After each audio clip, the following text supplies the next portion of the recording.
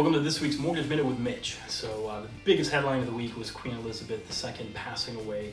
Now it is God Save the King. Interesting fact in all of that, in the United Kingdom, 80% of the people alive right now were born after she took power. So they literally know no other monarch other than the Queen. So it'll be interesting to see how that pans out. As far as markets, right now the Dow is actually up about 400 points, which is fantastic. It's been on a 3-week losing streak, so really needed some positive news there. Jobless claims, the initial claims continue to drop, so that's a good sign. You're starting to see it slowly come down, although continuing claims did go up by about 36,000. So, one obviously plays into the other, but those are very closely watched as far as the job market right now, and whether or not that R word comes into play. But mortgage rates, right now, we're testing the floor here, which is not a good sign.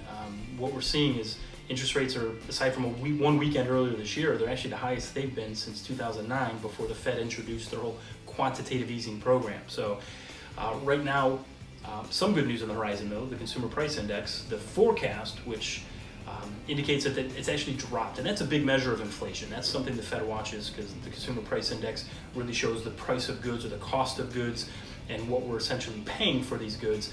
So for that to come down, that's a great sign for inflation, which is the Fed's public enemy number one right now.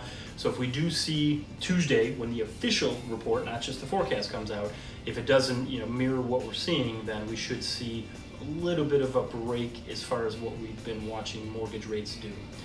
So as far as this weekend, I want to point out, Saturday morning is going to be the best day to go out and get stuff done. Last weekend was pretty awful after Saturday. Sunday and Monday were just miserable, rainy, ugly days. So this weekend, looks like the rain will move in on Saturday evening and then into Sunday. So if you got some stuff to do outside, you want to get it done earlier in the day on Saturday.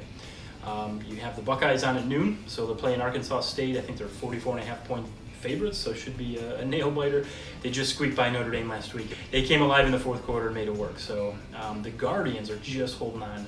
4-game lead, now it's down to 1.5, but they do control their own destiny.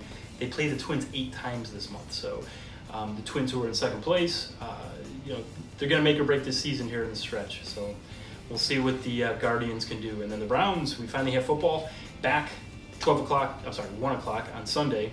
They're facing off against our old friend Baker Mayfield and the Carolina Panthers. So we'll see. Big season ahead. Hopefully some good things happening. But thanks for tuning in, and we'll see you next time.